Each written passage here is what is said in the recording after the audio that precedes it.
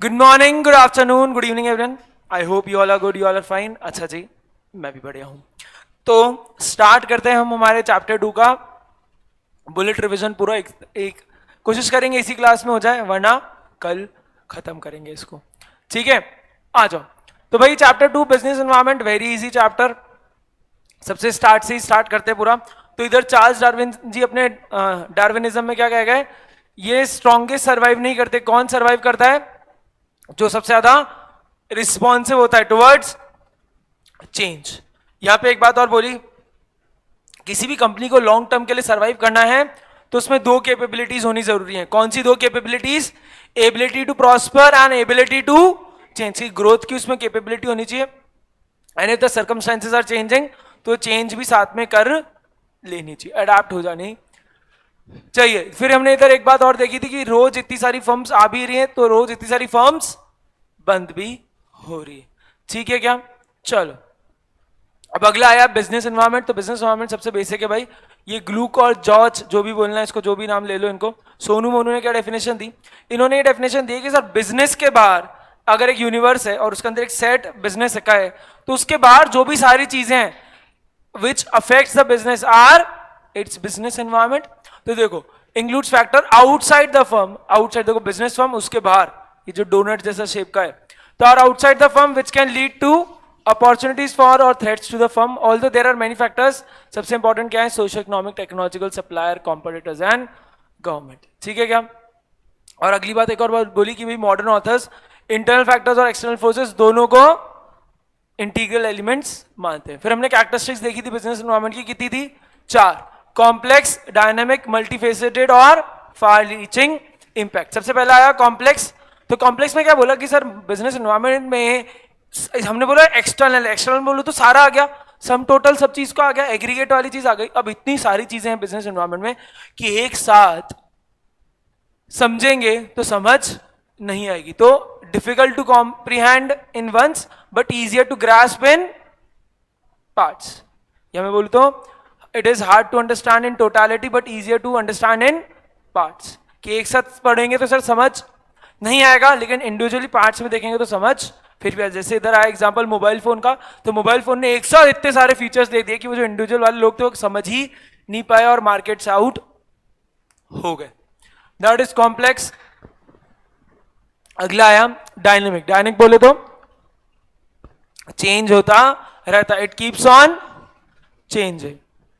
तो भाई सिंस इतनी सारी चीजें होती रहती है एनवायरमेंट में, इस वजह से चेंज होते रहते हैं. तो business environment is not very dynamic. इसलिए बिजनेस ऑर्गेनाइजेशन को सर्वाइव करने के लिए डायनेमिक होना जरूरी है, उन चेंजेस पर ध्यान देना जरूरी है. ठीक है. अगला आया मल्टीफेसेटेड. मल्टीफेसेटेड मतलब सर बिजनेस एनवायरमेंट के अंदर जो भी चीजें होती है उस that has a multifaceted impact. Multifaceted मतलब कि सर उसका इंपैक्ट किसी के लिए अच्छा है, किसी के लिए गंदा है. मतलब the same thing will be an opportunity for someone and the same thing will be a threat for someone. समझे क्या? जैसे पॉलिथीन बैन हो रही है तो polythene ban is a threat for polythene वाली कंपनी, लेकिन जो जूट बैग या पेपर बैग्स बनाती है उनके लिए तो अपॉर्चुनिटी है. तो ये मल्टीफेसेटेड ऐसा. ठीक है. अगला आया फार रीचिंग इंपैक्ट. इसमें क्या बात थी, कोई बताएगा क्या? Far reaching impact.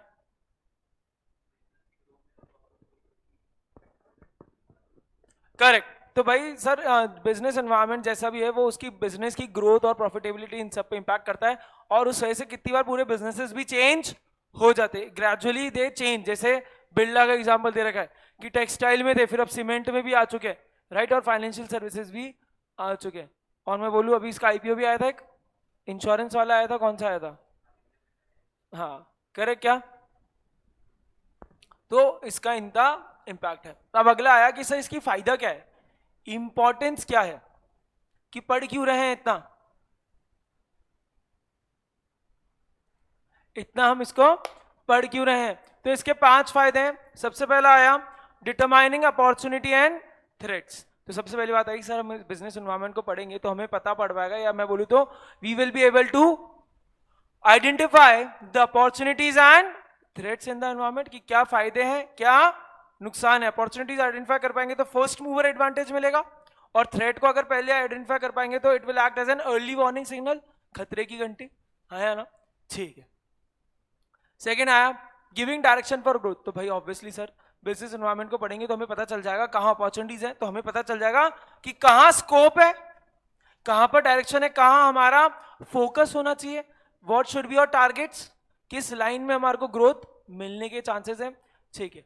तीसरा आया कंटिन्यूअस लर्निंग। तो भाई ऑब्वियसली मैनेजर्स इस वजह से since business environment keeps on changing, तो उनको भी साथ में अपडेट होने के लिए उनको भी कंटिन्यूअस लर्निंग करनी पड़ेगी। बेस्ट एग्जांपल है इसका जो सबसे बेस्ट है कि भाई पहले वैट होता था और सीएसटी होता था, सर्विस टैक्स वगैरह, वो चेंज होकर जीएसटी हो गया।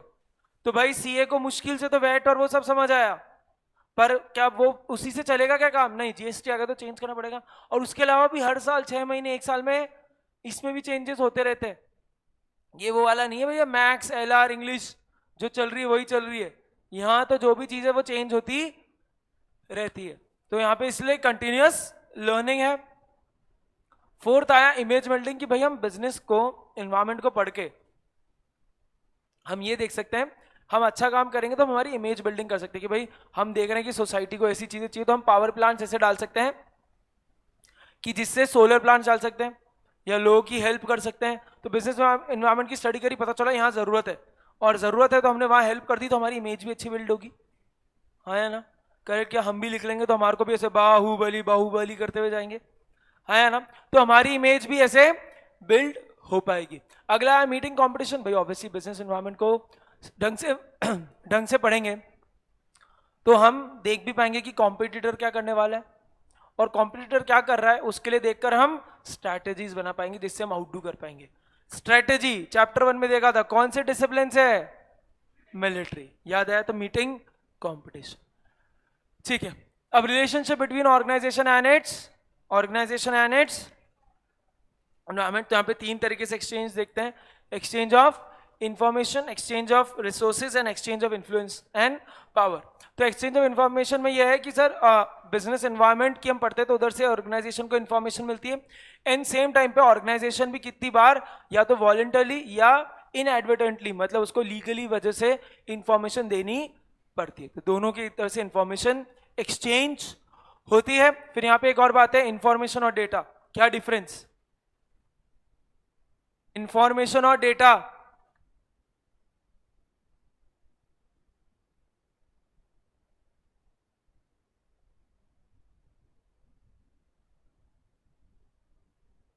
खती साहब,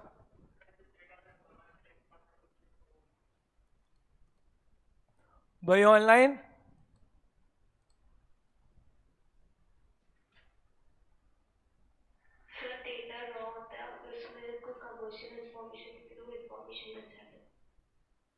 कमर्शियल इंफॉर्मेशन, ठीक है बिल्कुल से। हाँ, any data having commercial importance will be a information. तो मैं बोलूं data plus commercial importance information. ठीक है, ठीक है। अच्छा, और वही डेटा किसी के लिए मैं बोलूं तो इंफॉर्मेशन होगा और वही डेटा किसी के लिए केवल डेटा होगा। यहां से भी मैं मल्टीफेसेटेड को कनेक्ट कर सकता हूं। ठीक है, जैसे यहाँ पे एग्जांपल भी दे रखा था कि अगर गवर्नमेंट लॉ चेंज कर रही है, BS4 BS6 करती रहती है, तो ये ऑटोमोबाइल्स के लिए तो क्या हुई? इंफॉर्मेशन हुई।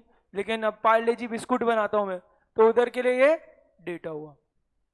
अगला आया exchange of resources. Exchange of resources, तो एक्सचेंज ऑफ रिसोर्सेज में क्या है कि भाई हम ऑर्गेनाइजेशन क्या करता है, बिजनेस एनवायरनमेंट से क्या लेता है? इनपुट लेता है और आउटपुट भी बिजनेस एनवायरनमेंट को देता है।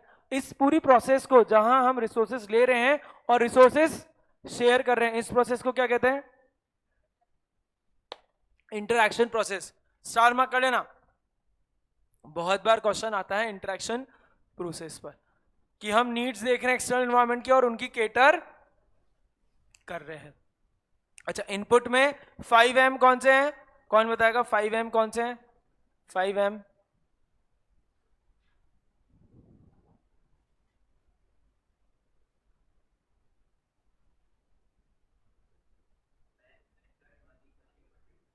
Correct. Man, money, method, machine, material. 5M ये भी याद होने जरूरी है, इस पे भी MCQ आ सकता है। तीसरा आया exchange of influence and power. तो भाई ऑब्वियसली जनरली अगर और बिजनेस एनवायरनमेंट ज्यादा बड़ा होता है और वो अगर आप इतना अच्छे बड़े लेवल के ऑर्गेनाइजेशन नहीं हो तो it will always what, it will influence you, business environment will influence the organisation और उसको लाइन पे लेकर आ जाता है अपनी पावर एक्सर्ट करके। लेकिन कभी कभी अगर ऑर्गेनाइजेशन बहुत जबरदस्त होता है, बिजनेस ऑर्गेनाइजेशन बहुत जबरदस्त होता है, और अगर वो अलग लेवल पे काम कर रहा है और उसके पास अलग लेवल की मोनोपोली है, उसका काम ही इस लेवल का है, तो कभी कभी वो भी बिजनेस एनवायरनमेंट को इन्फ्लुएंस कर देता है। समझे क्या? तो तीन तरीके से एक्सचेंज देखे, information, resources and influence and power. अगला आया एनवायरमेंटल इन्फ्लुएंसेस ऑन बिजनेसेस। तो उधर ये पैराग्राफ है फोर्थ वाला, वो डायग्राम के उधर, डायग्राम के सॉरी वो ग्लोब वाली फोटो के उधर, उससे कितनी बार क्वेश्चन आता है कि बिजनेस को कंटिन्यूसली मॉनिटर अडेप्ट करना चाहिए if it is to survive and prosper. कितनी बार क्वेश्चन आता है, what an organisation has to do survive and prosper, तो it need to continuously monitor and adapt to the environment. Star mark कर लेना कितनी बार इससे एमसीक्यू उठ के आता है। और एक सक्सेसफुल बिजनेस को क्या करना होता है, आइडेंटिफाई करना है, अप्रेज करना है और रिस्पॉन्ड करना है to the various opportunities and threats. हाँ, ये डेयरी मिल्क वाला याद है क्या आप लोगों को एग्जांपल? किसी को भाई याद है क्या? डेयरी मिल्क क्या हुआ था, सिल्क खा रहा था कोई, या कौन सा कोई खा रहा था, कीड़े निकल गए, राइट? मम्मी जो बच्चों ने बोलती थी चॉकलेट मत खाते, दांत में कीड़े पड़ जाएंगे, चॉकलेट के अंदर ही कीड़े निकल गए, और कैडबरी की फिर थू थू हुई, तो कैडबरी ने क्या किया, 90 डेज में पूरा टर्न अराउंड किया और इसको पूरा चेंज करा। इसी वजह से हम आज भी चॉकलेट प्रोविजन स्टोर पे जाते हैं तो हमारे को ये वोल्टास वाला वाइजी कूलर ही दिखता है। वो बात अलग है, इसमें और भी चॉकलेट्स होती हैं बहुत सारी, ठीक है क्या? ये क्यों? जिससे कि एंड पॉइंट ऑफ कंज्यूमर तक चॉकलेट सही रहे, ठीक है क्या?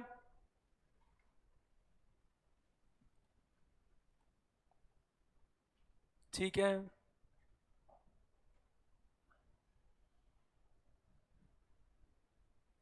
सीधा आ जाओ एनवायरमेंटल स्कैनिंग पर।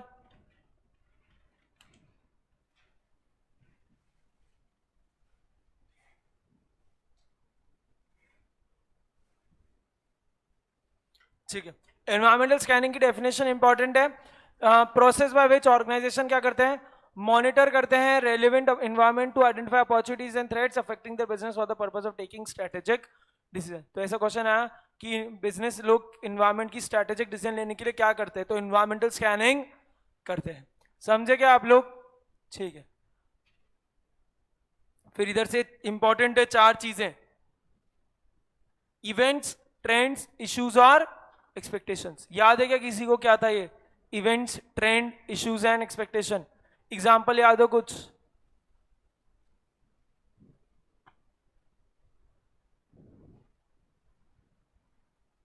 ये किसी को याद नहीं?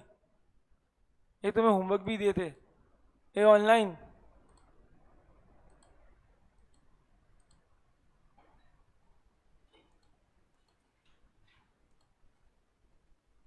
अरे आईपीएल वाला दिया था, याद है क्या? ऐसे आंखें फेर रहे हैं मेरे से बच्चे, कोई बात नहीं। This is equal to blue tick. जब मैं क्वेश्चन पूछता हूँ और तुम ऐसे ऐसे, सीन नहीं तो ब्लू टिक नहीं, सीन। ब्लू टिक तो हटा सकते हैं, रिसीप्ट तो ठीक है, कोई बात नहीं। हाँ हाँ ठीक है, कोई बात नहीं। तो भाई इवेंट क्या था सर? इवेंट इंपॉर्टेंट और स्पेसिफिक ऑकरेंसेस है which are taking place in different environmental sectors. Events can be, मैं बोलूँ तो ऑब्जर्व्ड एंड ट्रैक्ड, जैसे फेसबुक इंस्टाग्राम पे आते भी हैं कि this is going to this event.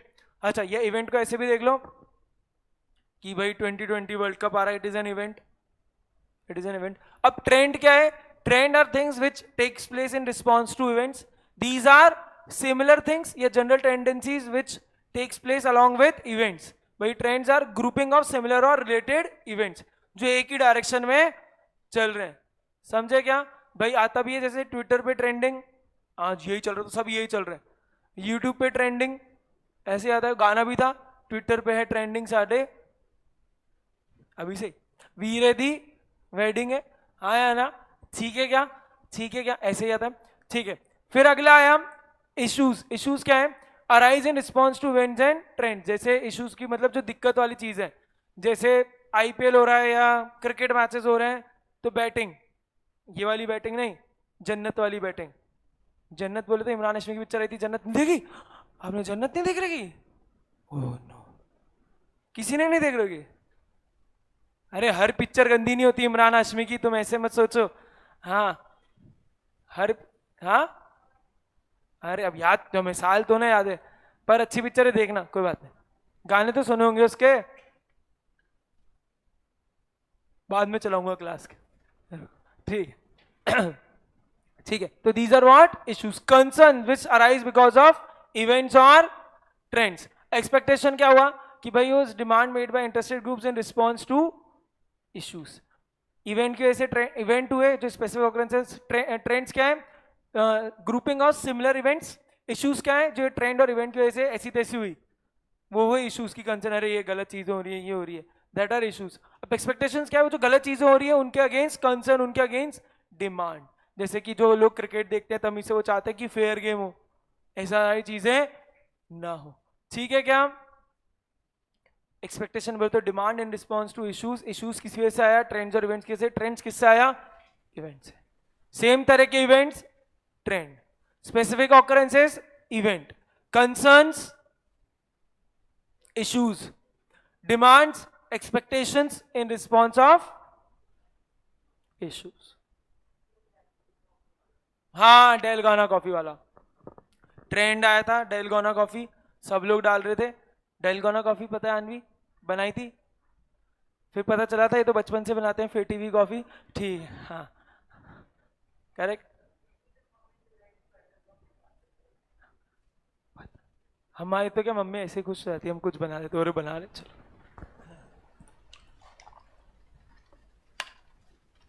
अब अगला आया components of business environment. Business environment के कंपोनेंट्स दो में डिवाइड हो रखे हैं, इंटरनल और एक्सटर्नल। अब दो चीजें ध्यान रखना, ये आपको एक बार देख के याद आ जानी चाहिए कौन से इंटरनल में कौन से एक्सटर्नल में क्वेश्चन है, क्योंकि ऐसा बेसिक इधर से उठते हैं ऐसे हैं कि is this which is not a part of internal environment और which is not part of external environment. याद करो मैंने पहले भी क्वेश्चन करवाया था कि इंटरनल एनवायरनमेंट इंक्लूड्स, तो जहां मैंने आपको लिखवाए थे बहुत सारी चीजें जैसे कस्टमर, इकोनॉमिक, डेमोग्राफिक, और चौथा मैंने आपको लिखवाया था मिशन एंड ऑब्जेक्टिव्स। तो भाई obviously it includes mission and objectives which is internal value अंदर ऑर्गेनाइजेशन के। एक्सटर्नल दो तरह के होते हैं, माइक्रो और मैक्रो। माइक्रो में बोलूं तो जो स्पेसिफिक होते हैं मेरे से, जो मेरे डे टू डे बिजनेस में इंपैक्ट करते हैं। मैक्रो जो जनरल होते हैं, ठीक है। आ जाओ सीधा एक्सटर्नल एनवायरनमेंट पे आ जाओ। एक्सटर्नल एनवायरनमेंट दो तरीके के, माइक्रो और मैक्रो। आप सीधा उस पर आ जाओ। माइक्रो एक्सटर्नल के अंदर माइक्रो मैक्रो में चार तरह की चीजें, strength, weakness and opportunity and threat. तो स्ट्रेंथ क्या होती है, मेरे अंदर एक इनहेरेंट कैपेसिटी जो मुझे बाकी लोगों से एडवांटेज देती है। मुंबई इंडियंस के पास मुकेश भाई, अभी आपने आईपीएल देख रहे होंगे लास्ट मैच, तो भले ही मुंबई तमीज से जीते या नहीं जीते, उनको 170 रन से हराना जरूरी था, पता है कि आपको लास्ट मैच में क्वालिफाई करने के लिए।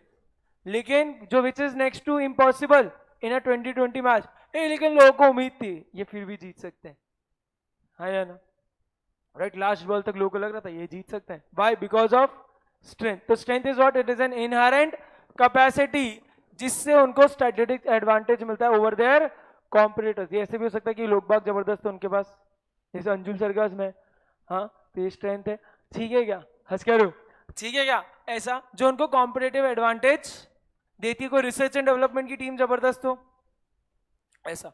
वीकनेस इसी का उल्टा, हमारे अंदर ऑलरेडी एक इनहेरेंट लिमिटेशन हो जो हमारे को स्ट्रेटेजिक एडवांटेज की जगह स्ट्रेटेजिक डिसएडवांटेज देगा। जैसे इधर एग्जांपल दे रहा है कि भाई कोविड काल में, जैसे मान लो आप अगर एक ही काम कर रहे होते और सरकार ने उसको एसेंशियल कमोडिटी नहीं बोला, तो भैया ये ऐसी तैसी हो गई, आया ना, ऐसा। देखो ठीक है, देखो उन्होंने फोटो भी देखो ऐसा दिखाया है कि स्ट्रेंथ में तो उसने डेडलिफ्ट उठा के ऊपर कर ली, विराट कोहली जैसे।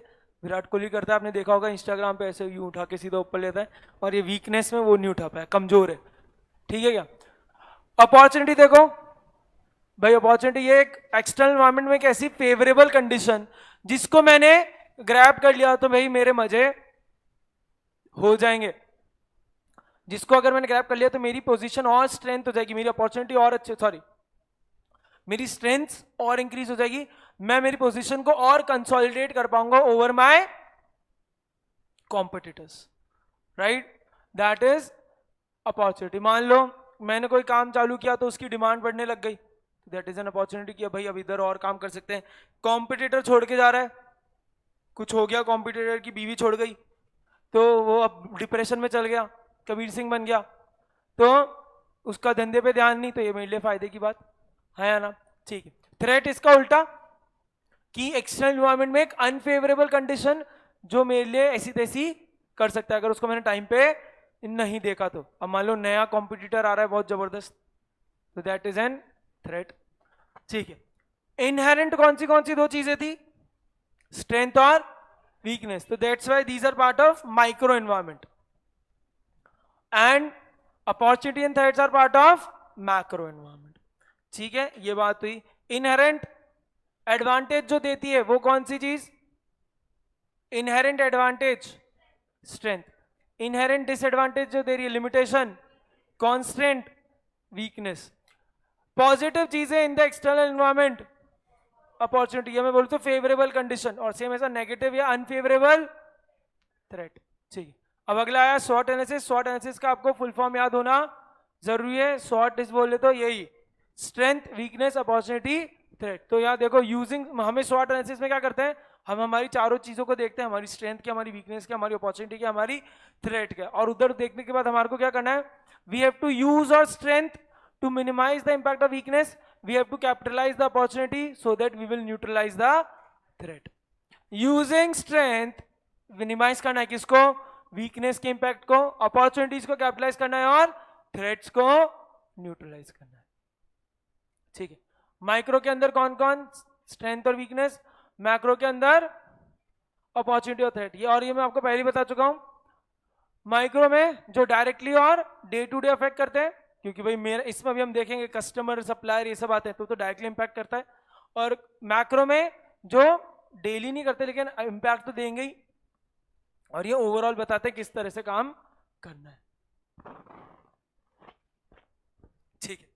अब माइक्रो में 6 हैं जो आपको याद होने जरूरी है। इसकी मैंने आपको मेमोरी टेक्निक भी बताई थी। मेमोरी टेक्निक क्या है अभिजीत?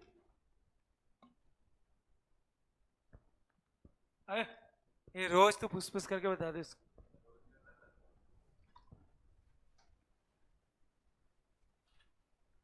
पानी निकल जाएगा।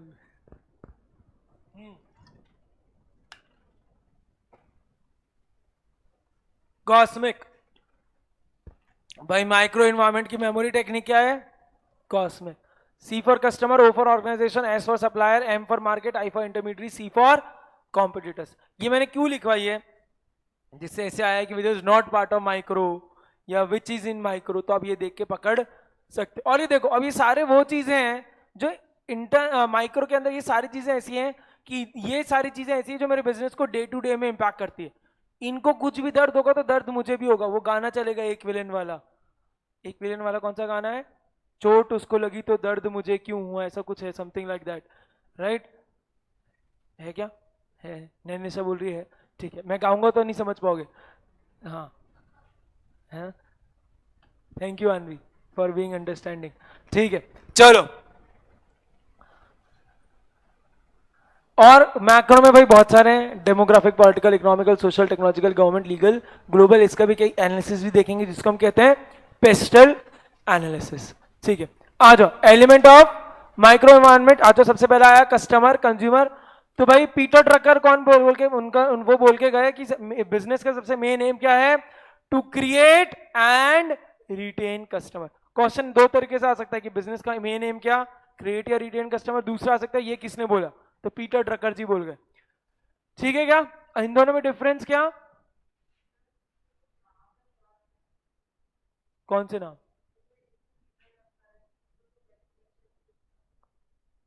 जी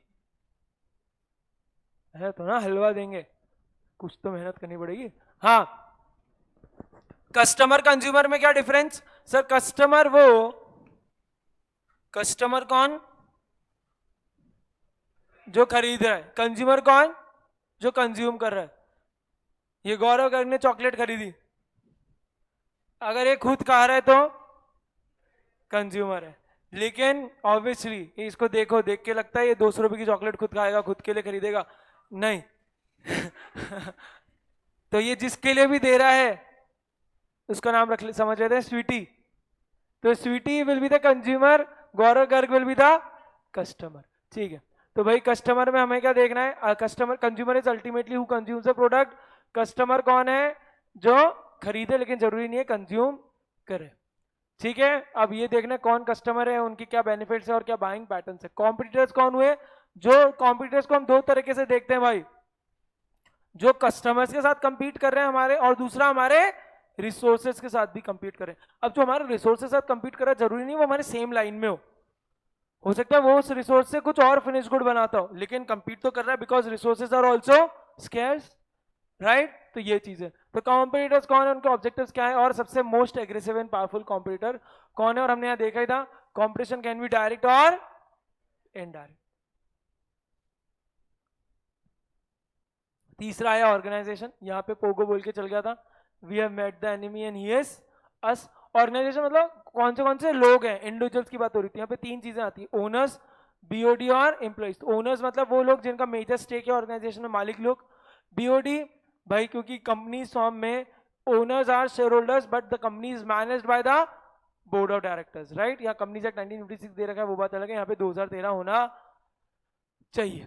ठीक है क्या, तो वो मैनेज करता है। और एम्प्लॉय कौन, जो उधर एक्चुअल में काम कर रहे हैं। ठीक है क्या, जैसे मैं, ठीक। चलो अगला आया market. Market is what, it is larger than the customers. Customers together make the market. और मार्केट की तारीख में, आज की तारीख में हम actual buyers plus potential buyers दोनों देखते हैं। मार्केट को हमें बहुत तरीके से समझना होता है, एक्चुअल साइज में भी और पोटेंशियल साइज में। और कितना है भाई, ऑब्वियसली आप कोई बिजनेस भी करोगे तो आप यही देखोगे कि भाई उधर का मार्केट क्या है। अगर मार्केट में है बिजनेस करने जैसा तो करोगे, वरना नहीं करोगे, राइट। ठीक है, अगली बात आई इंपॉर्टेंट इश्यूज क्या क्या है, मार्केट की कॉस्ट स्ट्रक्चर क्या है, price sensitivity. A what is price sensitivity, हमने चैप्टर 6 बिजनेस टर्मिनोलॉजी में भी देखा था। प्राइस सेंसिटिविटी क्या होता है, इलास्टिसिटी और करेक्ट, प्राइस चेंज कर रहा हूं मैं तो उसका डिमांड में क्या रिस्पॉन्स आ रहा है, that is price sensitivity. Technological structure क्या है मार्केट का, मार्केट का एग्जिस्टिंग डिस्ट्रीब्यूशन सिस्टम क्या बोलते हैं, होलसेलर रिटेलर। और is the market mature, mature मतलब ये आपका वाला है क्या कि आपको मम्मी पापा बोलते बेटा मेच्योर हो जाओ अब तो थोड़ा, सीए फाउंडेशन कर रहे हो। आनवी वही है क्या, ये आनवी बोल रही है हाँ सर, करेक्ट। भाई मार्केट का भी चल क्या रहा है कि नया नहीं चालू हुआ उस प्रोडक्ट का, या सेचुरेशन आ चुका है, या ग्रोथ है, या डिक्लाइन पे क्या, वो भी देखना पड़ेगा। जैसे एक बेस्ट एग्जांपल, सैनिटाइजर का धंधा करना था तो अब नहीं है मार्केट में कोई इसका इतना स्कोप जितना पहले था फर्स्ट वेव में, राइट।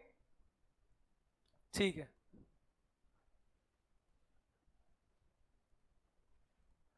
आ जाओ अगला आया सप्लायर्स। तो भाई सप्लायर्स भी बहुत इंपॉर्टेंट है, इधर भी क्वेश्चन आता है कि suppliers with their bargaining power can affect the price of the product. क्योंकि भाई ये बहुत इंपॉर्टेंट है, suppliers with their own bargaining वाली को अंडरलाइन भी कर लेना, with their own. Third line जो है, bargaining power affect the one, कि बिकॉज वो प्राइस को चेंज कर सकते हैं और कॉस्ट को इंपैक्ट दे सकते हैं। सप्लायर कौन, रॉ मटेरियल जो दे रहा है हमारे को, ठीक है, जो रॉ मटेरियल हमारे को दे रहा है दैट इज सप्लायर, राइट। अच्छा यहाँ पे दो चीजें होनी चाहिए, दो डिसीजन होते हैं कि ये जो रॉ मटेरियल है या क्या, या तो मैं इन हाउस बनाऊं या मैं इसको आउटसोर्स कर दूं। ठीक है, इंटरमीडिएट्स कौन हुए, कि सर इंटरमीडिएट सारे वो लोग हैं जिसकी वजह से मेरा प्रोडक्ट कस्टमर या कंज्यूमर तक पहुंचता है, डिस्ट्रीब्यूशन सिस्टम। ठीक है, आ जाओ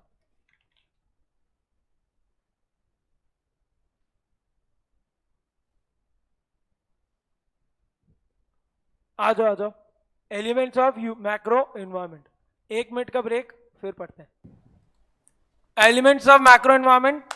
देखते हैं, सबसे पहला आया डेमोग्राफिक एनवायरमेंट। तो demographic environment is what, study of human population, कि भाई उधर की जो जो भी मार्केट है उसकी ह्यूमन पॉपुलेशन कैसी है, मतलब उसका एज स्ट्रक्चर क्या है, what is the diversity, house hold patterns कैसे हैं, एजुकेशन लेवल क्या है, जियोग्राफिक शिफ्ट क्या है पॉपुलेशन का, मतलब अर्बन एरिया में ज्यादा है या रूरल एरिया में ज्यादा है। ठीक है, तो सबसे पहला क्या आया, पॉपुलेशन का साइज, तो भाई पॉपुलेशन साइज तो बहुत ज्यादा इंपॉर्टेंट है, अगर उन बिजनेसेस के लिए तो बहुत ज्यादा है जो क्वांटिटी में खेलते हैं, मतलब उनका मार्जिन कम होता है, लेकिन क्वांटिटी में अगर बहुत ज्यादा बिकती है तो उनके लिए तो पॉपुलेशन साइज बहुत मैटर करता है, क्योंकि जिनको क्रिटिकल मास चाहिए होता है पोटेंशियल कस्टमर्स का, क्रिटिकल मास बोले तो पोटेंशियल कस्टमर्स का बोलते हो क्वांटिटी।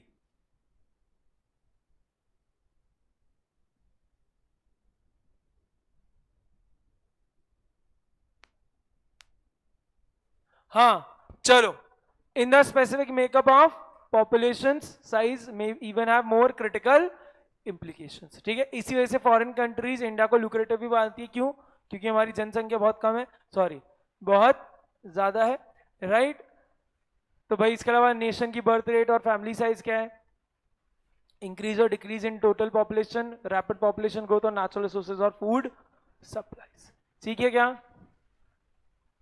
जैसे यहाँ पे आया, अगर कोई कंपनी बेबी प्रोडक्ट्स बेचती है तो इंडिया में उसको आना चाहिए, क्योंकि इंडिया में सबसे ज्यादा बच्चे होते हैं। देखो हमारे एचयूएफ में भी हमने पढ़ा था कि मैरिजेस क्यों होती हैं, शादी करने के लिए, सॉरी बच्चा करने के लिए, हाँ तभी तो हम अभी तक ये सिखा रहे हैं, हम दो हमारे दो, ठीक है। हाँ इसी चक्कर में कितनी सारी हो चुकी है, फर्स्ट क्राई ये बहुत सारी हो चुकी है, हाँ ठीक है।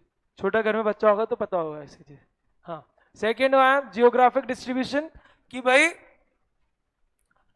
कि पॉपुलेशन जो है वो किधर जहां कहाँ पे ज्यादा डेंसिटी है, मैं बोलूँ तो पॉपुलेशन डेंसिटी की ये कहाँ पे एरियाज में ज्यादा है। अच्छा यहाँ पे बहुत सारी चीजें होती है कि गवर्नमेंट भी बहुत सपोर्ट करता है यहाँ पे, कि आप बैकवर्ड रीजन में डालोगे तो गवर्नमेंट सब्सिडी देता है, टैक्स की माफी देता है, आपको बहुत फ्री में थोड़ा लोन देता है, जिससे वहां का भी उस एरिया का भी डेवलपमेंट हो, वरना रीजनल डिस्पैरिटीज हो जाएंगी कि एक जगह का बहुत जबरदस्त डेवलपमेंट बाकी का कम। जैसे राजस्थान में देखे तो जयपुर जाते हैं तो अलग ही फील आता है, और फिर पैराडीजो आता है, उधर खड्डे चालू हो जाते हैं, पता पड़ जाता है अजमेर आ गया, राइट। तो दैट इज जियोग्राफिक डिस्पैरिटी। तो लेकिन अगर हर जगह, इसी वजह से गवर्नमेंट भी सपोर्ट करता है, प्लस कंपनी को भी जरूरी है लोकेशन का देखना, क्यों? क्योंकि वहां क्वालिफाइड मैन क्या कहते हैं वर्कफोर्स नहीं आएगा। मतलब मान लो अभी सरकार तालिबान वालों ने बोला कि हमारे इधर आके काम करो, हम फुल सपोर्ट करेंगे, मान लो ए, पर कंपनी को तो फायदा हो जाएगा, वहां काम करेगी ए, लेकिन क्या उसका क्वालिफाइड मैन पावर आएगी क्या वहां से? इंडिया से लोग जाएंगे क्या वहां पर? नहीं, तो ये भी देखना पड़ेगा। अच्छा इसके अलावा मैं बोलूं, लेकिन ज्योग्राफिक डिस्ट्रीब्यूशन की वजह से, लेकिन आज की तारीख में because of technology and because of concept like work from home, अब आप कहीं से भी काम कर सकते हैं। और बहुत सारी कंपनीज ने आफ्टर कोविड अपने हेडक्वार्टर्स ही बंद कर दिए। बहुत सारी कंपनीज है जिनको मैं जानता हूँ, क्यों? अरे इतना माले माले 5-5 माले की बिल्डिंग ले रखी थी रेंट पे, 5 माले की बिल्डिंग तुम गुड़गांव में या बैंगलोर में रेंट देखो, मतलब महीने का 20-25 लाख तो उनका किराया ही जा रहा था केवल, बिजली पानी अलग। अब लेकिन एम्प्लॉय घर से काम कर रहे तो उनकी कॉस्ट कटिंग कर दी उन्होंने, क्या मस्त, हाँ साल का 5-6 करोड़ बचा लिया, बड़ी बात है। तो इस चीज की वजह से भी स्टार्ट हो चुका है, तो इसका भी बहुत ज्यादा ईजी हो रहा है, और इससे क्या हमें दिक्कत भी हो रही है। जैसे अब बहुत सारे लोग हैं जिनको आना ही मन नहीं हो रहा, हम हमारी क्लास का एग्जाम्पल ले सकते हैं, बहुत सारे बच्चे अब ऑनलाइन ही आ रहे बोले बैठे रहेंगे, ठीक है क्या? आ जाओ। तीसरा आया एथनिक मिक्स। तो एथनिक मिक्स मतलब हमारी पॉपुलेशन जो है, जो भी हमारा मार्केट है, उसमें एथनिक मिक्स कितना है, एथनिक मतलब डिफरेंट डिफरेंट रिलीजन्स के कितने लोग हैं। तो इसका फायदा क्या होगा? इसका फायदा ये होगा अगर ज्यादा डाइवर्सिटी होगी तो भाई हमें एक तो हर रिलीजन के लोग मिलेंगे, तो हर रिलीजन का आउटपुट मिलेगा, और हर रिलीजन में आपको पता है फेस्टिवल से बहुत भयंकर सेल होने का होता है। ये दिवाली आ ही रही है तो आपको पता है भयंकर सेल होगी, तो आपको पता होगा कैसे होगा। प्लस रीजनल डाइवर्सिटी बहुत ज्यादा होगा, एथनिक बहुत ज्यादा होगा, तो आपका काम हमेशा चलता ही रहेगा। अब मान लो मुस्लिम्स बहुत जा रहे हैं आपके पास, तो दिवाली पे छुट्टी नहीं होगी, और हिंदू भी बहुत सारे हैं तो ईद पे बिजनेस बंद नहीं होगा, मुस्लिम्स तब ब्रेक लेंगे, आप तब ले लेना, समझा क्या? तो वो दिक्कत भी नहीं होगी। अगला आया इनकम डिस्ट्रीब्यूशन। ऑब्वियसली अगर इनकम अच्छी होगी, इनकम डिस्ट्रीब्यूशन होगा, परचेसिंग लेवल अच्छा होगा, लिटरेसी लेवल अच्छा होगा, तो आप भी ढंग से बिजनेस कर सकते हो। जैसे इंडियंस की मैं बोलूं, परचेसिंग पावर बढ़ रही है, आप खुद ही देख सकते हो, अपने घर पे भी देख सकते हो एग्जाम्पल, कि पहले आप साल में 2 या 4 बार इंसान बाहर खाने जाता था, 5 साल 8 साल पहले की बात कर रहा हूँ, इतना ज्यादा बाहर खाने नहीं जाते थे। स्ट्रीट फूड नहीं कह रहा, केवल रेस्टोरेंट्स वगैरह में इतने ज्यादा लोग बाग जाते नहीं थे लेकिन आजकल तो जाने लगे हैं। आजकल तो कितनी बार महीने में 2-2 4-4 बार चले जाते हैं, हर घर में नहीं आते होंगे लेकिन कभी कभी ऐसा होता है। पहले केवल बाहर खाना तभी होता था बर्थडे एनिवर्सरी, अब लेकिन ऐसे नॉर्मल भी चल जाते हैं घर पे, या जोमेटो से आप मंगवा लेते हो, that is equivalent to going outside. तो आपके इनकम लेवल बढ़ रही है तभी तो हो रहा है, right? Standard of living is increasing, तो ये इंक्रीज होगा तो बिजनेस वालों को भी फायदा होगा। ठीक है, अगला आया कौन सा? Economic environment. इकोनॉमिक इन्वायरमेंट बोले तो सर, इकोनॉमिक इन्वायरमेंट बोले तो हमारी इकोनॉमी की नेचर और डायरेक्शन क्या चल रहा है, ये जो पहली लाइन है इसको स्टार मार्क कर लेना, इससे क्वेश्चन उठता है। Economic environment refers to nature and direction of the economy, की भैया इकोनॉमी किस तरफ चल रही है। ठीक है क्या?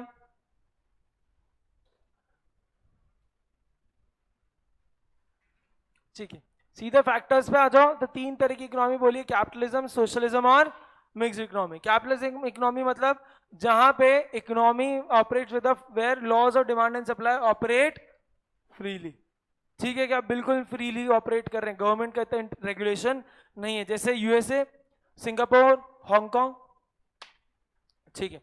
सोशलिज्म जहां गवर्नमेंट ही पूरा रेगुलेट करती है सारी चीजें, जैसे एग्जांपल चाइना, नॉर्थ कोरिया।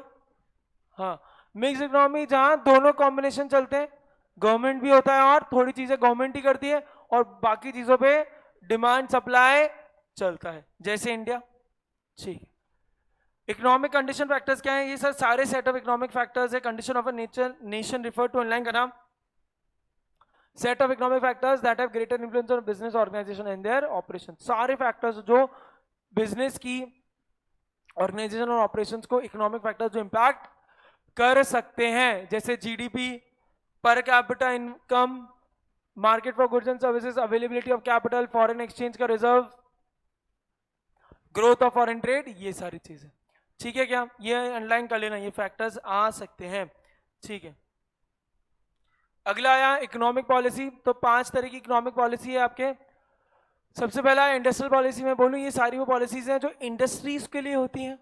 सारी पॉलिसीज किसके लिए? इंडस्ट्रीज के लिए होती हैं, कि जिससे कि किसी इंडस्ट्री के अंदर पैसा लगाना है या नहीं, ल्यूक्रेटिव है या नहीं। सेकेंड है फिस्कल पॉलिसी में बोलते, फिस्कल पॉलिसी हमने पहले भी देखा था। Fiscal policy is the policy government कितना एक्सपेंडिचर करेगी, गवर्नमेंट कितना खर्चा करेगी फॉर पब्लिक एक्सपेंडिचर, और टैक्सेशन और नॉन टैक्सेशन से कितना रेवेन्यू उठ के आएगा। मॉनेटरी पॉलिसी, सारी पॉलिसी जिससे मैं बोलूं स्मूथ सप्लाई ऑफ क्रेडिट रहे, बिजनेस में पैसा घूमता रहे, रोटेशन होता रहे, मनी सप्लाई। ठीक। फॉरेन इन्वेस्टमेंट पॉलिसी है, मैं बोलूं तो related to control the inflow of foreign investment या regulating the inflow of foreign investment. और मैं बोलूं आज की तारीख में बाहर भी हमने देखा था IFDI, investment in India, OFDI, investment from Indian companies outside India. ठीक है क्या? तो that is foreign investment policy. और लास्ट है एक्सपोर्ट इंपोर्ट, जिसको हम एग्जिम पॉलिसी भी कहते हैं। ये कौन सी चीज है जो एम करता है कि एक्सपोर्ट इंक्रीज हो और इंपोर्ट डिक्रीज हो। ऑब्वियसली ये कंट्री यही चाहेगा कि एक्सपोर्ट कम ज्यादा हो और इंपोर्ट कम हो, तो उसके गैप को कम करने की कोशिश करता है।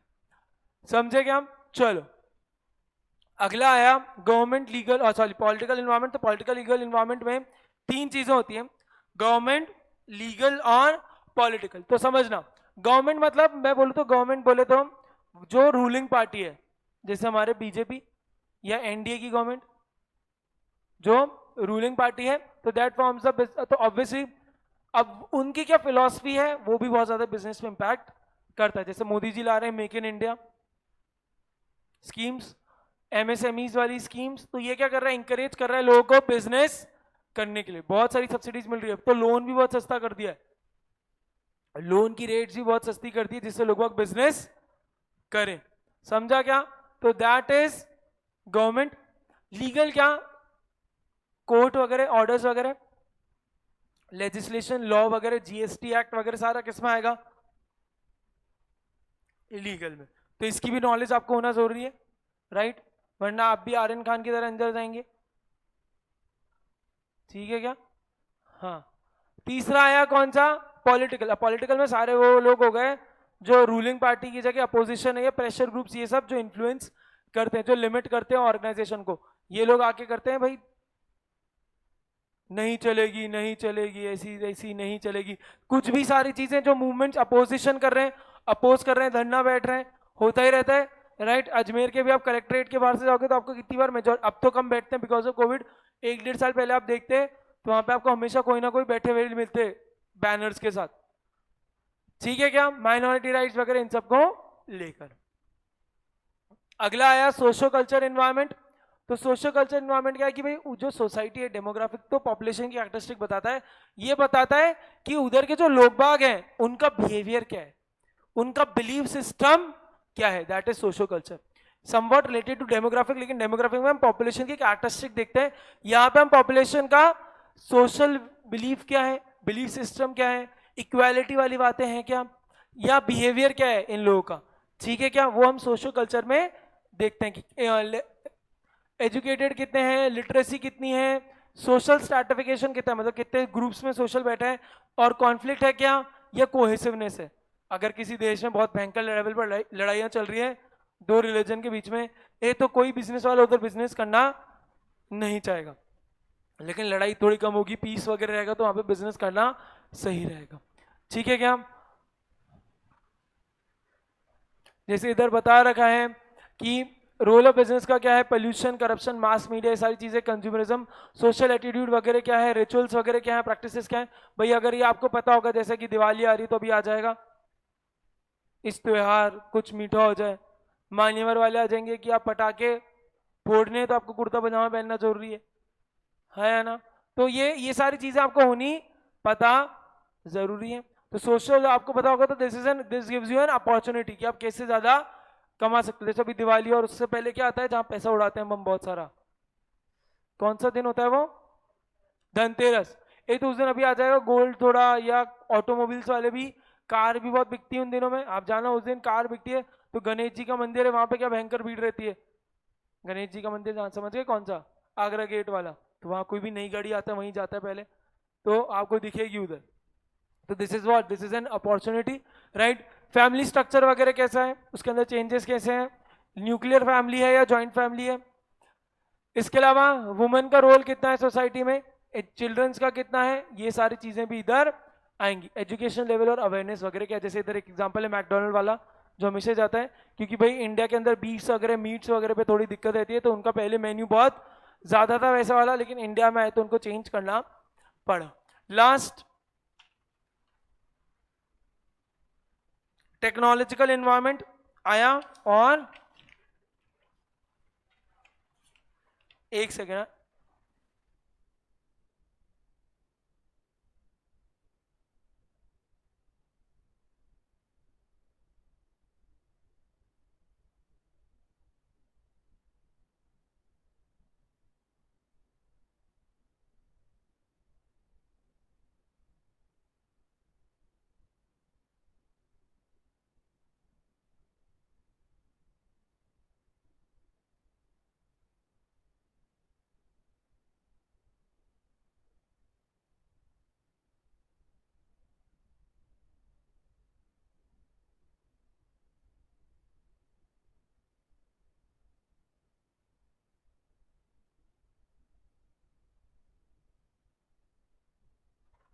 ठीक है ठीक है।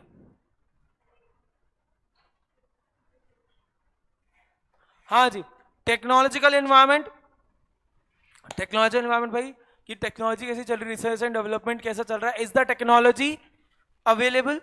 सीधी सी चीज मुझे बताओ, बिजनेस में टेक्नोलॉजी इंटर रिलेटेड है और क्या है, इंटर डिपेंडेंट है। क्यों, क्योंकि बिजनेस टेक्नोलॉजी के बिना नहीं चल सकता, और वो टेक्नोलॉजी हम लोगों के पास भी किसके थ्रू पहुंचेगी, बिजनेस के थ्रू। अरे ऑनलाइन क्लास ले पा रहे हैं, लेकिन बिना टेक्नोलॉजी के ले पाते क्या, पर टेक्नोलॉजी हमारे पास भी कैसा है, due to businesses like Zoom, Google Meet, इन सब की वजह से है ना। करे क्या, ये कैमरा है, टेक्नोलॉजी है, जिसकी वजह से भाई मैं क्लास में रिकॉर्ड भी कर पा रहा हूँ, साथ में पीडीएफ भी खुली हुई है।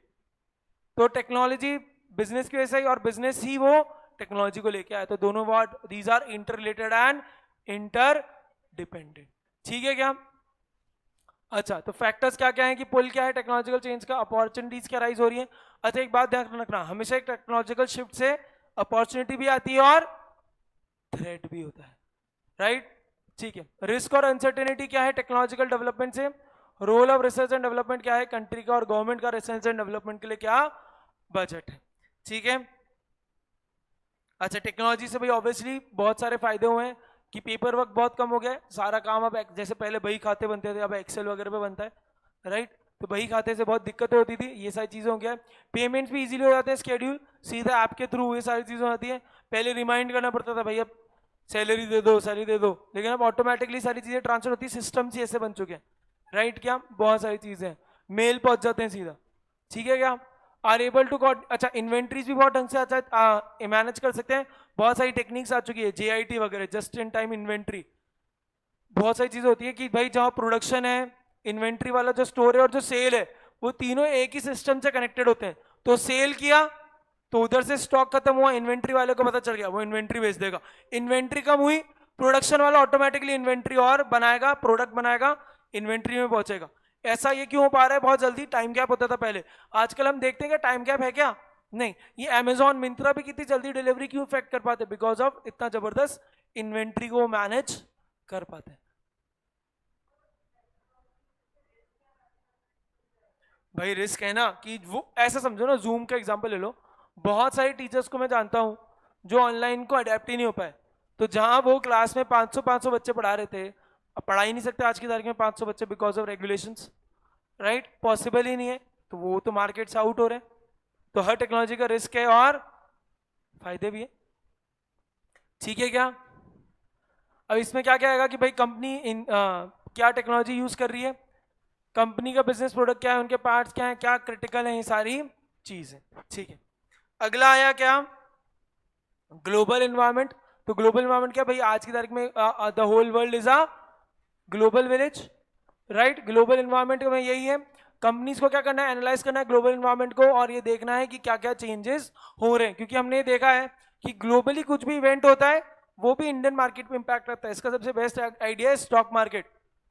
आप देखोगे स्टॉक मार्केट में कहीं कुछ लफड़ा होता है दुनिया में, उसका सीधा उस पर इंपैक्ट आता है। अच्छा भी होता है तो अच्छा इंपैक्ट आता है, गंदा होता है तो भी इंपैक्ट आता है। ओलंपिक का भी कोई इवेंट हो रहा है तो उसके भी पूरे वर्ल्ड में उस समय बहुत मस्त मार्केट चलता है हर चीज का, करेक्ट क्या। तो this is all what because of global environment, ठीक है क्या। और इसकी वजह से मैं बोलूं, ग्लोबलाइजेशन की वजह से मैं बोलूं, मैं कितनी बार आप देखोगे इंडियन लोग बहुत बार अमेरिका ऑस्ट्रेलिया के काम कर रहे हैं, इंडियन, हाँ इंडियन लोग हमारे बहुत बार ऑस्ट्रेलिया अमेरिका सबके काम कर रहे हैं, ऑफशोर ऑपरेशंस में भी काम हो रहा है। पता है क्या आपको कि भाई हम यहाँ पे, क्योंकि हम जबरदस्त लोग हैं, सस्ते में काम करते हैं और काम भी ज्यादा करते हैं। We are workaholic people, right. हमारे यहाँ पे वीकेंड का कंसेप्ट है लेकिन है नहीं, राइट। वीकेंड पे भी क्लास ले रहे हैं, राइट क्या, हाँ। और हम बच्चे पढ़ने भी आए हैं वीकेंड पे, पर अमेरिका में नहीं होता भैया, वीकेंड तो वीकेंड। तो इसलिए वो भाई उन लोगों को तो सस्ते में ही मिल रहे हैं हम लोग। तो ऑफशोर ऑपरेशंस भी बहुत ज्यादा हो चुके हैं, that is because of global. आपके भी, आप भी जब आप आर्टिकलशिप करने जाओगे तो बहुत बार होता है, आप डिलॉइट विलॉइट यहाँ काम कर रहे हो तो डिलॉइट के भी दो तरीके से काम चलते हैं, इंडियन कंपनीज और ऑफशोर, ऐसा। फिर ऑफशोर होता है तो आपके मजे होते हैं, आपको फिर क्रिसमस की खूब छुट्टियां मिलती है, ईस्टर की खूब छुट्टियां मिलती है, क्योंकि वहां पे वो मेजर फेस्टिवल्स है, ऐसा, ठीक है क्या। हाँ, अगला आया pastel analysis, very important. Pastel का आपको फुल फॉर्म पता होना जरूरी है, political, economical, social, technological and legal and environmental. Pastel ने किसको रिप्लेस किया, पेस्ट एनालिसिस को। क्वेश्चन आता है इस पे बहुत बार, पेस्टल एनालिसिस ने किसको रिप्लेस किया, पेस्ट एनालिसिस को। फिर कितनी बार क्वेश्चन आता है, which tool encourages management into proactive and structured thinking in its decision making, तो that is pestle analysis, ठीक है क्या। कितनी बार क्वेश्चन आता है, वो लाइन दिख रही है क्या, PESTLE analysis is simple to understand के आगे वाली, वो सारे नीचे बॉक्सेस हैं, उसके ऊपर वाली लाइन, उस पर स्टार मार्क कर लेना, सीधा क्वेश्चन आता है। ऐसे सारे एनालिसिस आते हैं, पेस्टल, स्वॉट, पेस्ट, नन ऑफ दीज, तो पेस्टल एनालिसिस, ठीक है। ये बिल्कुल बेसिक है। इसकी मैट्रिक्स आप एक बार चाहो तो देख लेना, बिल्कुल बेसिक है। ऐसा क्यों, क्योंकि इससे सीधे उठ के ऐसे क्वेश्चन आ सकते हैं कि कौन से के अंदर आ रहा है। तो ऐसे पॉलिटिकल में पॉलिटिकल स्टेबिलिटी, पॉलिटिकल प्रिंसिपल्स क्या हैं, करंट फ्यूचर टैक्सेशन पॉलिसी क्या चल रही है, regulatory bodies, government policies, government का term and change, thrust areas of political leaders. Thrust area मतलब उनका गढ़ कहाँ पे है, उनका गढ़ कहाँ पे है। जैसे मोदी जी का कहाँ है, गुजरात, अब तो पूरा इंडिया ही हो गया, लेकिन जैसे ममता जी का कहाँ है, वेस्ट बंगाल, अभी जान लगा दी थी उन लोगों ने, फिर भी नहीं जीत पाए, है ना? ठीक है। इकोनॉमिक का, कि इकोनॉमिक की सिचुएशन क्या है, ट्रेंड्स क्या है, मार्केट रेट साइकिल्स क्या है, स्पेसिफिक इंडस्ट्री फैक्टर्स क्या है, customer and and user drivers क्या है, इंटरेस्ट एक्सचेंज रेट क्या चल रही है, इन्फ्लेशन एम्प्लॉयमेंट क्या चल रहा है, और स्ट्रेंथ क्या है कंज्यूमर स्पेंडिंग की। इधर से बहुत बार क्वेश्चन आता है, which of the following is not a part of economic factor, तो कोई से भी इसमें से एक हटा देंगे और कुछ ऐसी चीजें डाल देंगे पॉलिटिकल का या किसी और का। तो इस पे बस क्या करना चाहिए, एग्जाम वाले दिन या किसी भी दिन उससे पहले जब भी वापस रिवाइज करो तो 2 मिनट इस पे देख लेना बस, ठीक है? और जो आपको ऐसा लगे कि आपको ये याद नहीं रहेंगे उन पर अनलाइन कर लेना, जिससे बाद में उसको देख के समझ जाओ। सोशल में लाइफस्टाइल के ट्रेंड क्या है, डेमोग्राफिक्स क्या है, डेमोग्राफिक्स को उधर लिख सकते हो तो belief of the population, belief and the behaviour, belief and behaviour,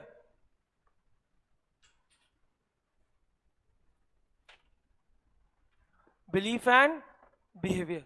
consumer का एटीट्यूड क्या है, ओपिनियन क्या है, ब्रांड कंपनी टेक्नोलॉजी की इमेज क्या है, कंज्यूमर के बाइंग पैटर्न्स क्या है, ethnic religious factors, media views and perception. Legal में business corporate laws, employment law, competitive law, health safety law, international treaty and law, regional legislation. Regional मतलब state governments या particular city के भी अगर कोई law है तो, ठीक है? जैसे भाई लॉकडाउन का एग्जांपल लें तो हमारे राजस्थान में जबरदस्त लेवल पे लॉकडाउन लग रखा था बहुत टाइम तक, गुजरात में बहुत पहले खुल गया था, तो गुजरात में अगर मेरा बिजनेस था तो पहले चालू हो गया तो मुझे उसको फॉलो करना पड़ेगा, अजमेर में था तो भाई बंद ही थे, राइट?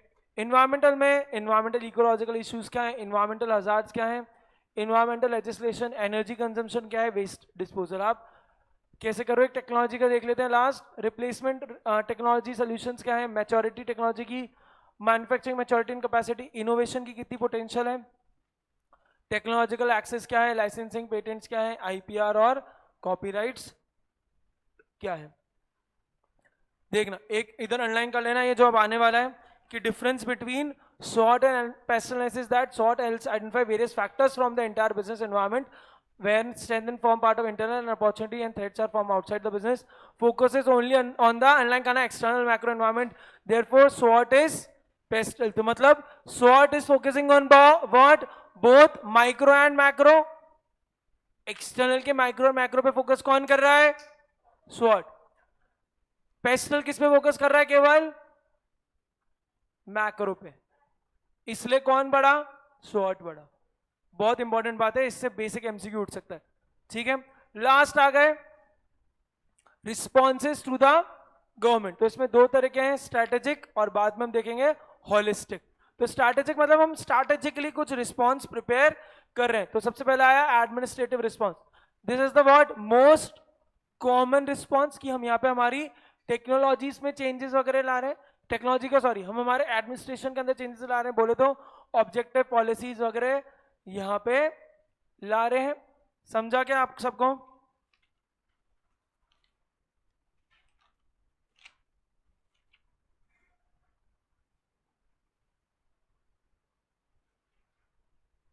ठीक है, इधर एक बात और ये होती है कि रिस्पॉन्सेज कैन बी प्रोएक्टिव और रिएक्टिव। प्रोएक्टिव मतलब आपने पहले ही चेंजेस एंटिसिपेट कर लिए थे, तो उन चेंज होने से पहले आपने तैयारी कर ली, तो that is proactive. Responses reactive क्या हो, कुछ हुआ उसके बाद आपने पॉलिसी के अंदर चेंज किया। जैसे एक बेसिक एग्जांपल समझो, गवर्नमेंट को लग रहा था कोविड अभी फैलने वाला है, तो उसने पहले ही से चीजें कर ली, पहले ही तैयारी कर ली, तो दैट इज प्रोएक्टिव। हो गया उसके बाद कुछ किया, दैट इज रिएक्टिव, ठीक है? सेकेंड है कॉम्पिटिटिव रिस्पॉन्स। तो competitive response is what, it is the response which are typically associated with profit, वगैरह एनपीओ वगैरह भी करते हैं। ये क्या है, हम यहाँ पे ऐसी चीजें करते हैं कि हम कुछ ऐसा करें जो हमारे को हमारे कॉम्पिटिटर के ऊपर एक कॉम्पिटिटिव एडवांटेज दे। हमारे को कुछ ऐसा करना है जिससे हमारा कॉम्पिटिटर हमारे को कॉपी ना कर पाए। It is difficult to imitate, it is difficult to imitate. समझा क्या? It will give us a unique advantage over our competitors, ठीक है क्या? जैसे एप्पल की कस्टमर लॉयल्टी, बाकी इतनी ब्रांड पे, किसी ब्रांड पे, किसी मोबाइल फोन पे ऐसी ब्रांड लॉयल्टी नहीं है जो एप्पल पे, राइट? ठीक है। तीसरा है कलेक्टिव रिस्पॉन्स। अब कलेक्टिव रिस्पॉन्स इज व्हाट, यहाँ पे बहुत सारे ऑर्गेनाइजेशन मिलकर कोई चीज फॉर्म कर रहे हैं, जैसे कंसोर्टियम, कार्टेल, फेडरेशन, अलायंसेस वगैरह। ओलिगोपोली आपने थोड़ा पढ़ा होगा, पढ़ा है क्या ओलिगोपोली मार्केट? तो वैसे ही कुछ, ठीक है। तो सुनना जल्दी से, इंटरनल स्ट्रैटेजिक रिस्पॉन्स में तीन हुए, एडमिनिस्ट्रेटिव, कॉम्पिटिटिव और कलेक्टिव। इसमें सबसे कॉमन रिस्पॉन्स कौन सा है? एडमिनिस्ट्रेटिव। यहां पे हम स्ट्रैटेजीज वगैरह चेंज कर रहे हैं, एडमिनिस्ट्रेटिवली हम चेंजेस कर रहे हैं। It can be proactive, it can be reactive. फिर क्या आया? कॉम्पिटिटिव। कॉम्पिटिटिव में हम कुछ ऐसा रिस्पॉन्स कर रहे हैं जिससे हमारे को हमारे कॉम्पिटिटर के ऊपर कुछ एडवांटेज मिले, हमारे को कोई यूएसपी मिले, जैसे एप्पल वाला लॉयल्टी। कलेक्टिव रिस्पॉन्स, हम बाकी सारे फर्म्स या ऑर्गेनाइजेशन से मिलकर कुछ ऐसा कलेक्टिवली काम कर रहे हैं जिससे फायदा हो। सपोज करो रॉ मटेरियल मंगवाना है आउट ऑफ इंडिया से, तो अब अकेला मंगवाओगे तो बहुत महंगा पड़ेगा, राइट? लेकिन 10 बिजनेसमैन मिलकर मंगवा रहे हैं एक साथ माल ओवर इंडिया, तो सस्ता पड़ जाएगा। तो that is an example of collective responses. ठीक है क्या? चलो अगला आया होलिस्टिक स्ट्रैटेजिक रिस्पॉन्स। तो ये तीन तरह के हैं, least resistance, proceed with question और डायनेमिक रिस्पॉन्स। ठीक है क्या? तो लीस्ट रिस्पॉन्स क्या हुआ? अच्छा, इसके ऊपर एक लाइन है स्ट्रैटेजिकली, कहां गई वो लाइन? आपको पैराग्राफ के ऊपर मिलेगी, fourth line, strategically the business should make efforts to exploit the opportunities and overcome the threats. इसको स्टार मार्क कर लेना, इस पे भी क्वेश्चन कितनी बार आता है, इस लाइन को भी स्टार मार्क कर लेना। मिल गया क्या सबको फोर्थ लाइन? ठीक है। अब तीन तरह के रिस्पॉन्स है यहाँ पे, least response, proceed with question और डायनेमिक रिस्पॉन्स। तो लीस्ट रिस्पॉन्स वो बिजनेस है जिनको कुछ फर्क ही नहीं पड़ता, ये बिल्कुल सिंपल गोल मेंटेनिंग यूनिट्स है, जो बोल रहा है होने दो, जो चल रहा है चलने दो। ठीक है क्या? बहुत ज्यादा पैसिव होते हैं अपने बिहेवियर में, और जो एक्सटर्नल इन्वायरमेंट कर रहा है वैसा ये चलते जाते हैं, उसी के थ्रू गाइड होते जाते। ये एम्बिशियस नहीं होते, कंटेंट है जो हो रहा है उससे। सिंपल गोल मेंटेनिंग यूनिट्स कुछ ज्यादा काम नहीं करते, पैसिव रहते हैं, और जो एक्सटर्नल एनवायरनमेंट में हो रहा है उसके थ्रू ये गाइड होते रहते हैं, जैसे एग्जांपल बीएससी। ठीक है। सेकंड आया प्रोसीड विद कॉशन। तो प्रोसीड विद कॉशन वाले वो लोग हैं जो एक इंटरेस्ट लेते हैं एक्सटर्नल एनवायरनमेंट में, थोड़े इंटेलिजेंट है। ये क्या देखते हैं? ये मॉनिटर करते हैं, एनवायरनमेंट में चेंजेस करते हैं, और ये देखते हैं कि कौन सी चीजों को हम थोड़ा बहुत चेंज कर सकते हैं। ये देखते हैं कि किनको असेसमेंट करते हैं खुद की कैपेबिलिटीज का, कहां हम चौका मार सकते हैं, कहां हमें डिफेंस करना चाहिए। ठीक है क्या? ये थोड़ी बहुत चीजों को चेंज करते हैं, और ये मानते हैं कि एक्सटर्नल एनवायरनमेंट में दिक्कतें हैं, और वो ये take it as a given in their framework. ठीक है क्या? ठीक है। अडेप्टिव ऑर्गेनिक सब सिस्टम्स की तरह काम करते हैं, इसका एग्जांपल है एयरटेल। तीसरा है डायनेमिक रिस्पॉन्स। तो डायनेमिक रिस्पॉन्स क्या है? ये वो लोग हैं जिनको खुद पर बहुत ज्यादा कॉन्फिडेंस है कि भैया हम भी किसी से कम नहीं। तो भाई ये ऐसे ये मानते हैं कि हम में इतनी कैपेबिलिटी है कि वक्त आने पर हम एक्सटर्नल इन्वायरमेंट को ऐसा कर सकते हैं इन्फ्लुएंस कि वो चेंज हो जाएंगे। ठीक है। ये खुद में इतना बिलीव रखते हैं कि मानते हैं external environment is not partially manageable and controllable. ये थ्रेट्स को रिकॉग्नाइज तो करते हैं, इसके अलावा उन थ्रेट्स की ऐसी तैसी भी कर देते हैं, और थ्रेट्स को अपॉर्चुनिटी में कन्वर्ट कर देते हैं। एग्जांपल रिलायंस का जियो। इसी के साथ चैप्टर हुआ खत्म। 5 मिनट में पूरा वापस रिवाइज करा रहा हूं। 5 मिनट में पूरा वापस रिवाइज करा रहा हूं। आ जाओ आ जाओ आ जाओ आ जाओ आ जाओ आ जाओ।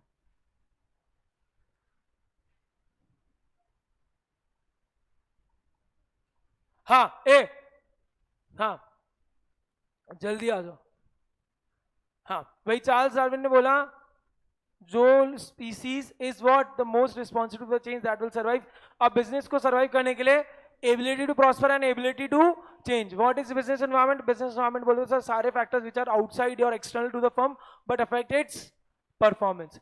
कैरेक्टरिस्टिक्स ऑफ बिजनेस एनवायरनमेंट देखे 4, कॉम्प्लेक्स, डायनेमिक, मल्टीफेसिटेड और फार रीचिंग इम्पैक्ट। कॉम्प्लेक्स बोले तो easier to understand in parts but difficult to grasp in totality। Dynamic बोले तो sir environment is constantly changing in nature। Multifaceted बोले तो business environment के अंदर सर कोई चीजें चेंज हो रही है तो that change will be an opportunity for one firm, it will be a threat for one firm. Far reaching impact बोला कि सर बिजनेस एनवायरनमेंट का फार रीचिंग इम्पैक्ट होता है ऑर्गेनाइजेशन पे, कि होता कभी कभी ऐसा है कि इन्वायरमेंट कीप्स ऑन चेंजिंग, तो किसी चीज से स्टार्ट हुए थे और बिकॉज ऑफ द इन्वायरमेंट वो किसी और चीज के अंदर आ जाते हैं। आदित्य बिरला वाला एग्जांपल। फिर हमने देखा इसके फायदे क्या, अपॉर्चुनिटी थ्रेट्स आइडेंटिफाई कर पाते हैं, डायरेक्शन मिलती है ग्रोथ की, कंटिन्यूस लर्निंग, जीएसटी वाला एग्जांपल दिया था, इमेज बिल्डिंग और कंपटीशन को मीट कर पाते हैं। फिर रिलेशन क्या है सर? 3 तरह के एक्सचेंज हो रहे हैं, resources information, resources and power. Information दोनों एक दूसरे के साथ इंफॉर्मेशन शेयर करते हैं, ऑर्गेनाइजेशन भी और environment भी. Information having data having commercial importance is information. ठीक है. एक्सचेंज ऑफ रिसोर्सेज सर दोनों बिजनेस एनवायरनमेंट से इनपुट भी लेते हैं हम और उधर ही आउटपुट देते हैं. This process is known as interaction process. Input 5M है, मैन, मनी, मेथड, मशीन और मटेरियल. तीसरा है exchange of influence and powers की बिजनेस एनवायरनमेंट जनरली इन्फ्लुएंस करता है और पावर करता है ऑर्गेनाइजेशंस को, लेकिन बहुत सारे ऑर्गेनाइजेशंस ऐसे हैं जो कभी कभी अगर बड़े लेवल पे होते हैं तो वो भी बिजनेस एनवायरनमेंट को इन्फ्लुएंस और एक्सचेंज कर देते हैं. फिर हमने इधर ये कैडबरी वाला एग्जांपल देखा था. फिर सीधा आ जाओ इन्वायरमेंटल स्कैनिंग पर. तो इन्वायरमेंटल स्कैनिंग क्या है सर? एक ऐसी प्रोसेस है जिससे हम ऑर्गेनाइजेशन मॉनिटर करता है relevant changes taking place in the environment और उससे आइडेंटिफाई करते हैं अपॉर्चुनिटीज और थ्रेट को टू टेक स्ट्रेटेजिक डिसीजन. यहाँ पे 4 चीजें मिली थी: events, trend, issues and expectations. Events क्या है? Specific occurrences taking place in the environment which can be tracked and observed. Trends क्या है सर? वो इवेंट जो सेम तरह के हो रहे हैं, ग्रुपिंग और सिमिलर सेम पैटर्न से हो रहे हैं, दैट इज ट्रेंड्स. अब इन दोनों के से जो कांड हुए that is issues, the concerns which arise in response to trend or events. Demand expectations क्या हुई सर? जो issues हुए उसके लेकर जो ग्रुप्स हैं उनकी जो डिमांड्स हैं, उनकी जो एक्सपेक्टेशंस है. ठीक है. कंपोनेंट ऑफ बिजनेस एनवायरनमेंट 2 में हुआ इंटरनल एंड एक्सटर्नल. एक्सटर्नल 2 में हुआ माइक्रो और मैक्रो. सीधा आया कि एक्सटर्नल क्या है? एक्सटर्नल में 4 चीजें: strength, weakness, opportunity and threat. Strength weakness is part of micro, opportunity threat is part of macro. Strength बोले तो इनहेरेंट कैपेसिटी जो आपको कॉम्पिटिटिव एडवांटेज देता है. वीकनेस बोले तो इनहेरेंट लिमिटेशन या कांस्टेंट जो आपको स्ट्रैटेजिक डिसएडवांटेज देता है. अपॉर्चुनिटी बोले तो एक्सटर्नल एनवायरनमेंट के अंदर फेवरेबल कंडीशन जिसको आपने ले लिया तो आपके मजे हो जाएंगे. थ्रेट ऐसा जिसको आपने न्यूट्रलाइज नहीं किया तो आपकी ऐसी तैसी हो जाएगी. इसलिए एनालिसिस कौन सा आया? SWOT, strength, weakness, opportunity, threat. Using strength you have to minimise the impact of weakness, you have to capitalise the opportunity and neutralise the threat. ठीक है. फिर माइक्रो ऐसा है जो डेली इफेक्ट करता है, डे टू डे जनरल, और macro जो जनरल है. माइक्रो में हमने देखा कॉस्मिक, तो कंज्यूमर, कस्टमर. पीटर ड्रकर बोल गए कस्टमर और मेन एम क्या है? To create and retain customer. Customer जो खरीदता है, कंज्यूमर जो अल्टीमेटली कंज्यूम करता है. कॉम्पिटिटर कौन? जो 2 चीजों से कॉम्पीट कर रहा है हमारे लिए, एक तो मार्केट के लिए और रिसोर्सेज के लिए. डायरेक्ट इनडायरेक्ट हो सकता है. ऑर्गेनाइजेशन में 3 लोग: owners, BOD, employees. Market bigger than the customer. यहाँ पे हमारे को मार्केट देखना पड़ता है, उसको रिलेटिवली स्टैंड करते हैं. सप्लायर्स बहुत इंपॉर्टेंट है. With their bargaining power they can affect the cost. 2 तरह के डिसीजन लेने हैं यहाँ पे, खुद बनाना इन हाउस या आउटसोर्स. इंटरमीडिएट भी बहुत इंपॉर्टेंट लोग है भाई. क्यों? क्योंकि यही है जो हमारे को कंज्यूमर तक पहुंचाते हैं. ठीक है. Elements of macro that is सबसे पहला है demographic characteristic of the population. Population size क्या है, जियोग्राफिक डिस्ट्रीब्यूशन क्या है, एथनिक मिक्स क्या है और इनकम डिस्ट्रीब्यूशन क्या है. इकोनॉमिक एनवायरनमेंट बोले तो sir the nature and direction of the economy. 3 तरह के इकोनॉमिक सिस्टम है: economic, capitalism, socialism, mixed economy. जहां law of demand and supply freely operate कर रहे हैं, कैपिटलिज्म. जहां बिल्कुल फ्रीली ऑपरेट नहीं कर रहे, सोशलिज्म. जहां थोड़ा थोड़ा चल रहा है, मिक्स्ड. इकोनॉमिक कंडीशन और फैक्टर्स बोलते हो सर, इकोनॉमिक कंडीशन और नेशन रिफर्स टू सारे इकोनॉमिक फैक्टर्स जो एक इन बिजनेस ऑर्गेनाइजेशन और उसके ऑपरेशंस पर इंपैक्ट देते. इकोनॉमिक पॉलिसी सर 5 तरह की है: industrial, fiscal, monetary, foreign investment और EXIM. Industrial policy sir, industrial policy government की जो इंडस्ट्रीज के लिए होती है, ये पता चलता है किधर पैसा इन्वेस्ट करना चाहिए किस इंडस्ट्री में. फिस्कल, गवर्नमेंट कितना पब्लिक एक्सपेंडिचर पे खर्च करने वाला है, टैक्सेशन वगैरह की चीज के लिए. Monetary, free flow of supply रहे मनी के अंदर. फॉरेन इन्वेस्टमेंट की जिससे एफडीआई आए और बिजनेस का इंडिया के अंदर पैसा आए. एक्सपोर्ट इंपोर्ट सर, ये ऐसी पॉलिसी जिसके थ्रू हम एक्सपोर्ट और इंपोर्ट के गैप को ब्रिज करते हैं. एक्सपोर्ट इंक्रीज कर रहे हैं, इंपोर्ट कम कर रहे हैं. पॉलिटिकल लीगल में 3 आए: गवर्नमेंट, लीगल और पॉलिटिकल. गवर्नमेंट जो एक्चुअल में गवर्नमेंट है, हाईली इसकी थिंकिंग एबिलिटी, इसकी क्या आइडियोलॉजी है देखना जरूरी है. लीगल सारे कोर्ट लॉज वगैरह सब इसमें आ गए, जो भी कानून वगैरह. पॉलिटिकल सारे प्रेशर ग्रुप्स वगैरह इसके अंदर आ गए. सोशल कल्चर की जो उधर की सोसाइटी है, उधर के जो लोग हैं, उनका बिलीफ क्या है, उनका बिहेवियर क्या है, रोल क्या है वुमेन का सोसाइटी में, ये सब क्या एटीट्यूड वैल्यू है, ये सारी. एजुकेशन लेवल, अवेयरनेस वगैरह क्या है. मैकडॉनल्ड वाला एग्जांपल देखा था, टेक्नोलॉजी वाला भी देखा. तो यहाँ पे एक बात देखी थी, business and technology are interrelated and interdependent. Global हमने देखा कि इसके वो ऑफशोर ऑपरेशंस बढ़ गए, ग्लोबल विलेज हो गया है. फिर हम आए किस पर? पेस्टल एनालिसिस पे. पेस्टल बोलते तो political, economical, social, technological, legal and environmental. A pastel ने किसको रिप्लेस किया? पेस्ट को. ठीक है, अच्छा, और ये टूल है जिसके थ्रू हम स्ट्रक्चर्ड थिंकिंग कर पाते हैं, मैंने क्वेश्चन भी मार्क करवाया था। ये एक बार मैट्रिक्स आप देख लेना। लास्ट है रिस्पॉन्सेस।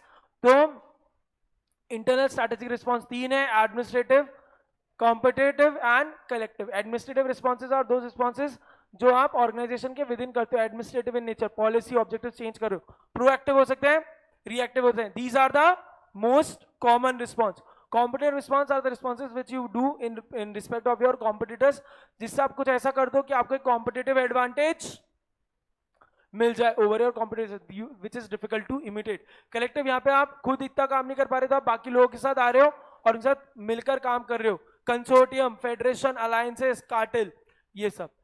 ठीक है, होलिस्टिक स्ट्रैटेजिक रिस्पांस तीन तरह क्या है, least resistance, proceed with question and dynamic response. Least resistance, ये सारे वो बिजनेसेस हैं जो उनके स्मॉल गोल मेंटेनिंग यूनिट्स होते हैं, पैसिव होते हैं, solely guided by the external environment, ये कुछ नहीं करते, जो हो रहा है होने दो। Example BSNL. Proceed with question, ये थोड़े इंटेलिजेंट है as compare to least resistance वाले, ये मानते हैं कि चेंजेस वगैरह होंगे और ये चेंजेस को लेकर सब ऑर्गेनिक चेंज अडेप्टिव सिस्टम्स रहते हैं। एग्जांपल है इनका एयरटेल। डायनेमिक रिस्पॉन्सर, ये ऐसा ऑर्गेनाइजेशन है जो खुद की कैपेबिलिटी में बिलीव करते हैं, ये मानते हैं थ्रेट्स तो हैं, उन थ्रेट्स को वार्ड ऑफ भी करते हैं और थ्रेट्स को अपॉर्चुनिटी के अंदर कन्वर्ट कर देते हैं। एग्जाम्पल जियो। तो भाई इसी के साथ हमारा चैप्टर 2 भी हुआ खत्म। मिलेंगे नेक्स्ट क्लास में, टिल देन टेक केयर।